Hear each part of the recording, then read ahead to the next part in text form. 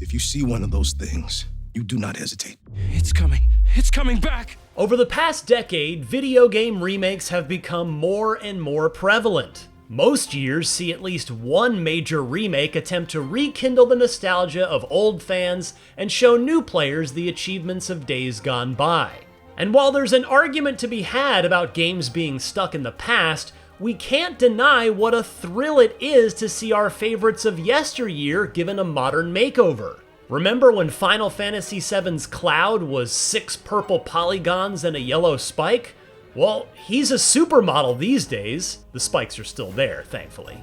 But what are the qualities of a good remake? That's an increasingly difficult question.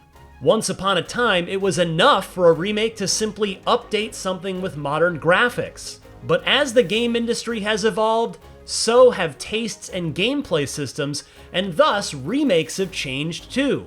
Now a remake can offer a truly new experience to both long-term and new fans with fresh new takes on decades-old ideas. The very best remakes are carefully observed balancing acts that find the sweet spot between faithful recreation and exciting new ideas. In some cases, that's the game exactly as you thought you remembered it, now unshackled from old hardware limitations. In others, it's radical recreations that provide an alternate vision of the original's core idea.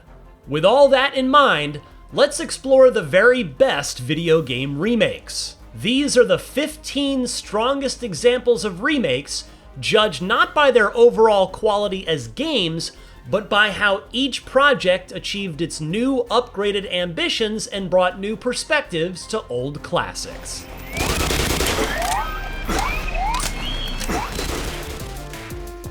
Pokemon Gold and Silver, though only the second in the long-running Pokemon series, are the only entries that allowed you to travel across 2 different regions and collect 16 badges instead of the standard 8.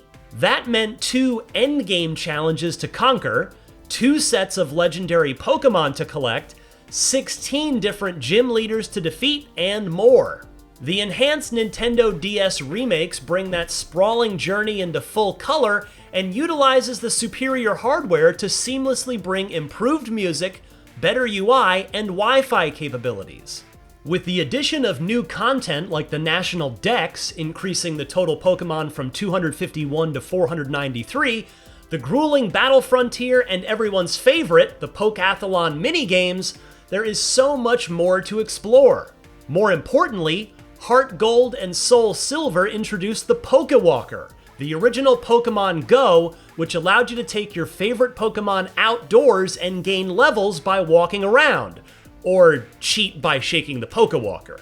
Pokemon Heart and Gold and SoulSilver added new life to the classic adventure, reimagining the original experience with fun and challenging additions to appeal to both new and returning fans.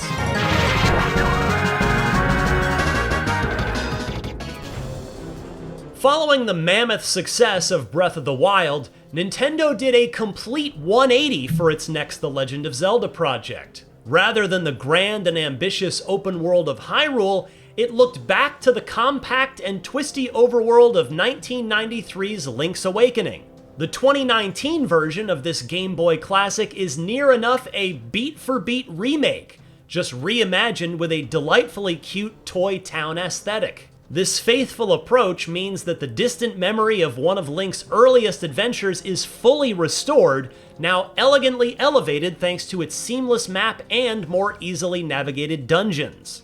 A number of quality of life improvements are the cherry on top, including the ability to mark important discoveries on the map and doors that remain open after being unlocked.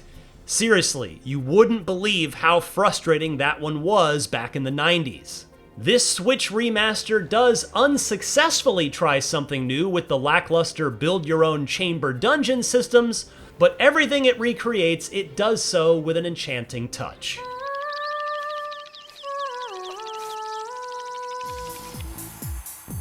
Plenty of wonderful games are deserving of remakes, but none perhaps needed one as much as Live Alive, the 1994 Square Enix RPG that preceded Chrono Trigger and laid the groundwork for not only that game, but numerous beloved classics that followed. Live Alive's unique structure, following 7 characters from different eras through distinct vignettes, was groundbreaking both back in the day and once again in the 2022 remake, to say nothing of the ways in which it ultimately threads its themes and overarching narrative through its separate parts. The 2022 remake gave Live Alive a desperately needed makeover in gorgeous HD 2D and reorchestrated its fantastic soundtrack, all while keeping its wonderful story intact with its first ever localization outside of Japan.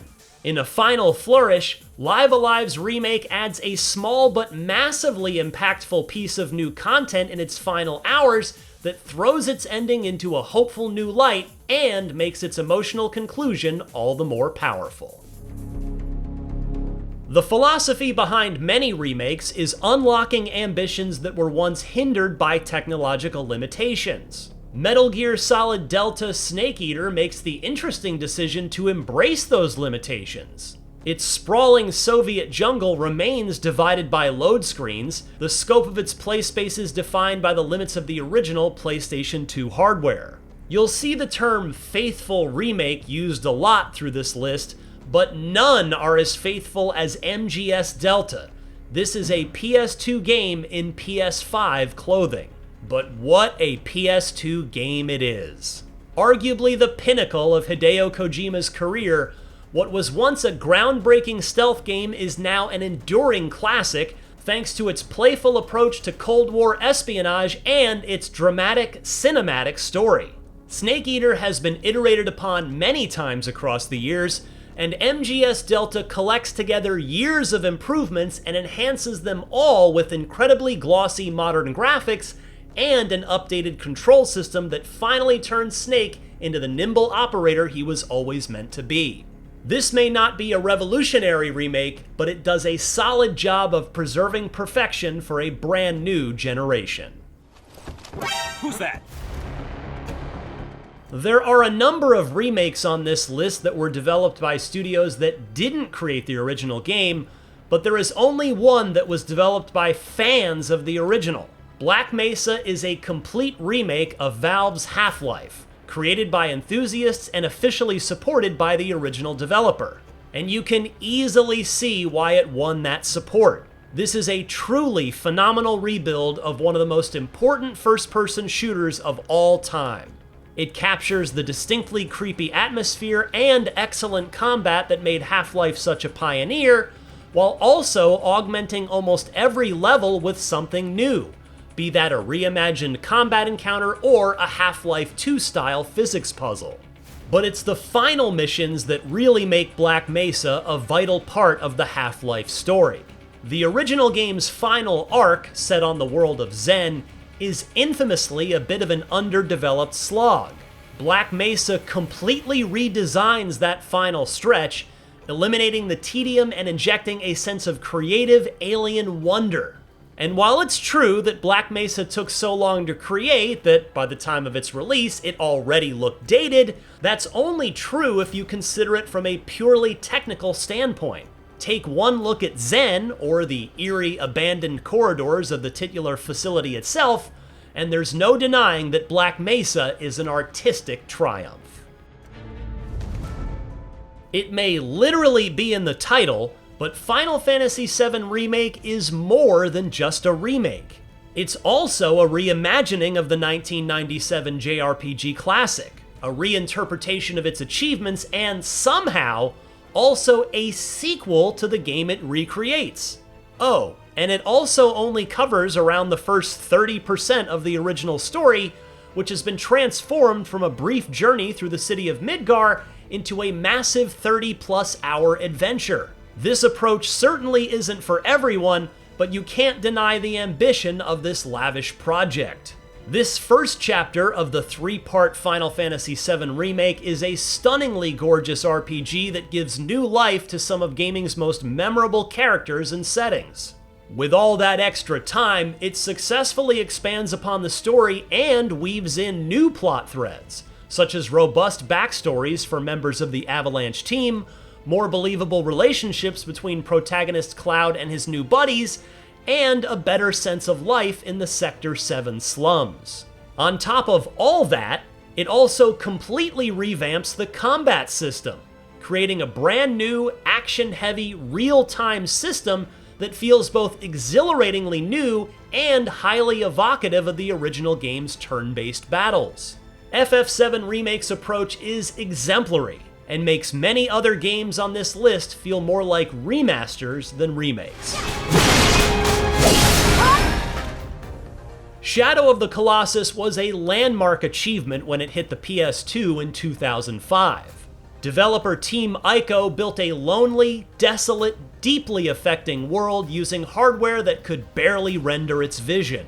While the game itself undeniably stands the test of time, it's clear to see that technical performance and visual clarity held back the studio's incredible ambition.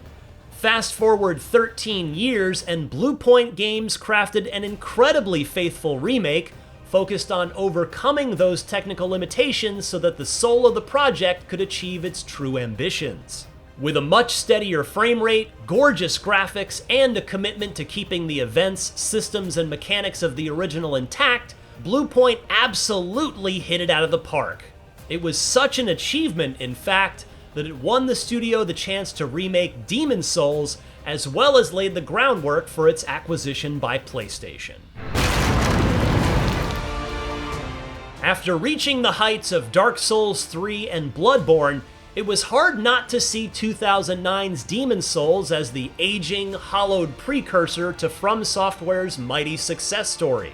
But it was undeniable that a fantastic, paradigm-shifting game remained, and Bluepoint Games' 2020 remake of Demon's Souls was a project dedicated to making those qualities shine again. It completely stripped away the technical shortcomings that held the PS3 version back, while adding several subtle quality-of-life upgrades that succeeded in modernizing the game to the point where if you'd never played the original, you could very likely be fooled into thinking that this was the latest entry in the Souls series as opposed to the very first one. While Bluepoint managed to stay completely respectful to the original vision in many ways, it is, for the most part, the exact same game, just with modern photorealistic graphics and refreshed animations, the alterations made to the art style and design of some locations wasn't fully embraced by some fans of the original. Nevertheless, Demon's Souls helped elevate what was already one of the best games of the PS3 era and bring it to a whole new post-Dark Souls audience.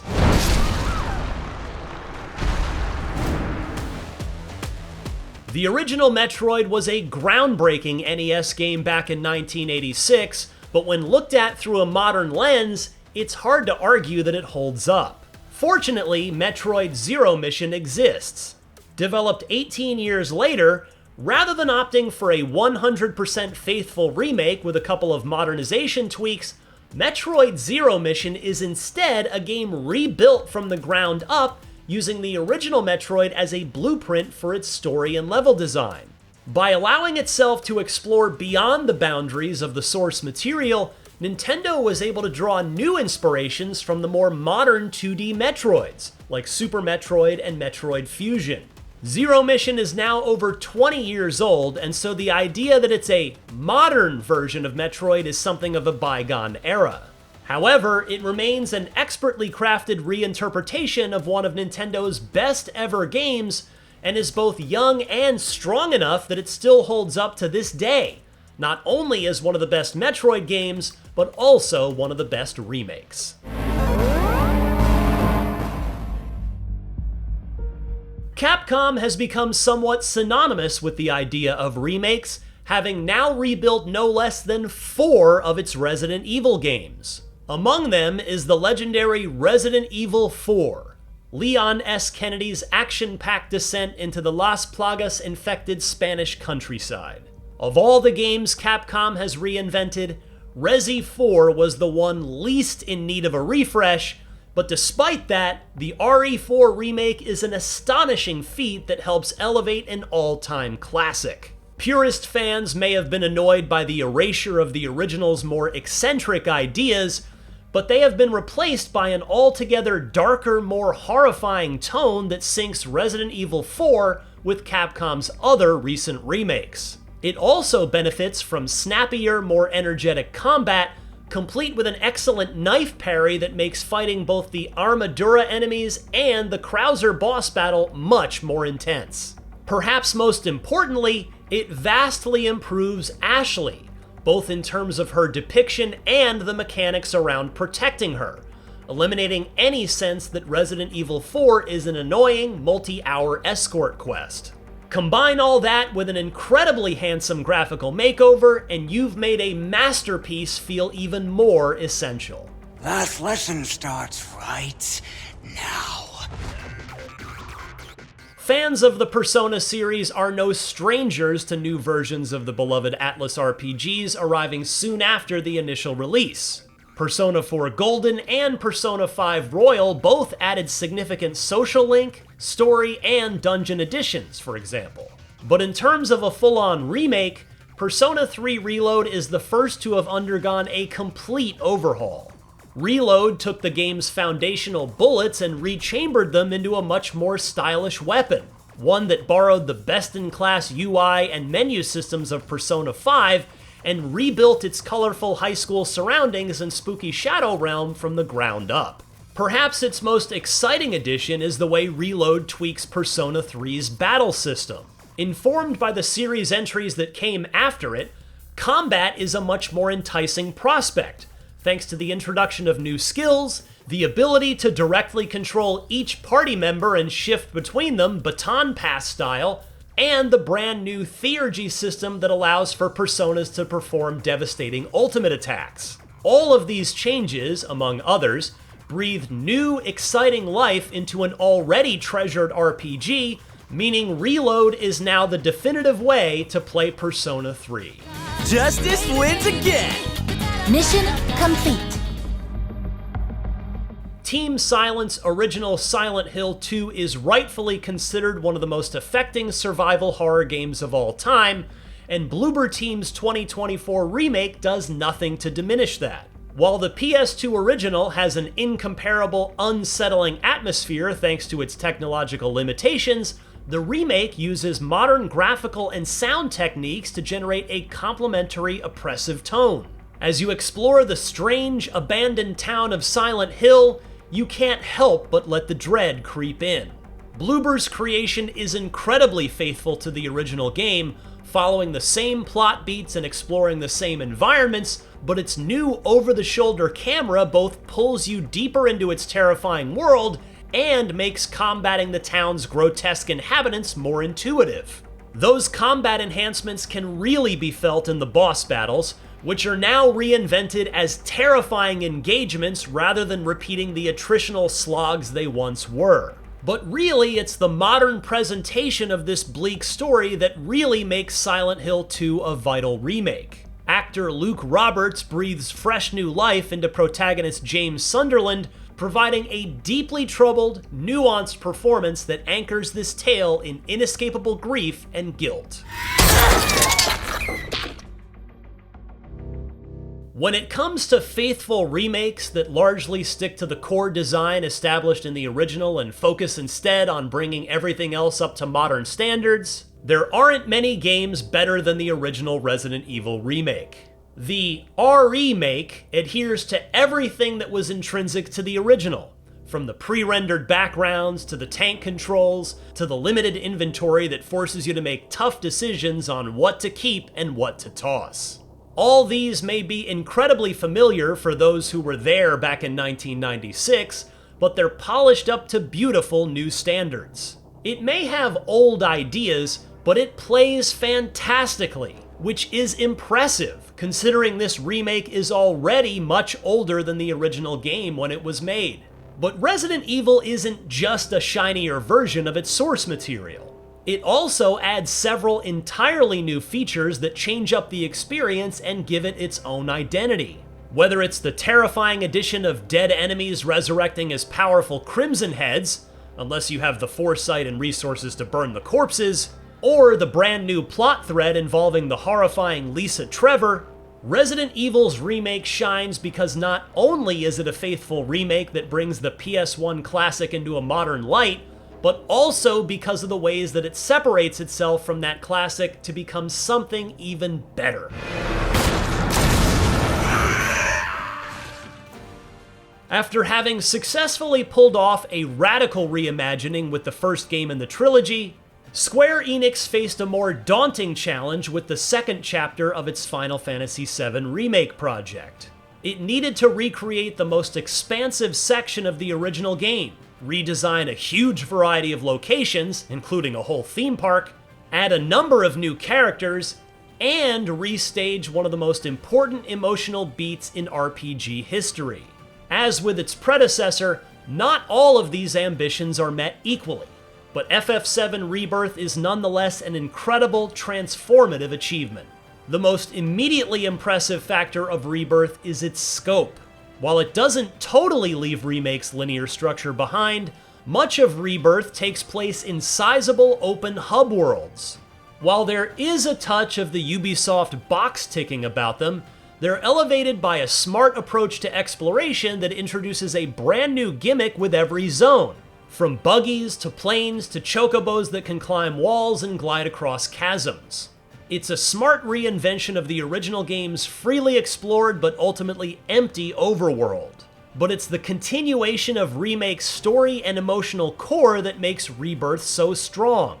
These modern interpretations of the core trio of Cloud, Tifa, and Aerith are among Square's strongest ever characters, and their journey here, which feels more authentic to the original than Remake's more expansive efforts, is unforgettable. Oh, and that overhauled combat system? It's even better here. Perhaps the best Final Fantasy has ever had. I will reclaim our world. Resident Evil 2 Remake took what the original did so well, its labyrinthian level design, its disgusting enemies, its omnipresent sense of dread, and molded it into a horror game designed for modern audiences. The Raccoon City police station is cleverly reworked and expanded upon, enemies are faster, deadlier, and more unpredictable, and gorgeous lighting casts shadows over nasties waiting to grab you unawares. And, of course, the static camera angles and tank controls are traded in for third-person over-the-shoulder shooting, which truly transports the PS1 classic into the modern era. Perhaps Resident Evil 2's biggest achievement, though, is the way Capcom has played with the original's most iconic encounters. When you think you've got a terrifying moment figured out, Capcom twists it ever so slightly, removing any certainty as you slowly make your way through its carefully curated collection of memories. This is a remake designed to both terrify you in today's horror landscape and scratch that nostalgic itch, and miraculously achieves both right until its breathless end. And even though multiple other Resident Evil remakes have arrived since, this remains the ultimate gold standard for video game remakes. Go on ahead! I'll meet you at the station! And that's our pick for the 15 best video game remakes. Did your favorite make our list? Did we rank your best pick a little too low? Let us know in the comments, and for everything in the world of video games, you're already in the right place right here at IGN.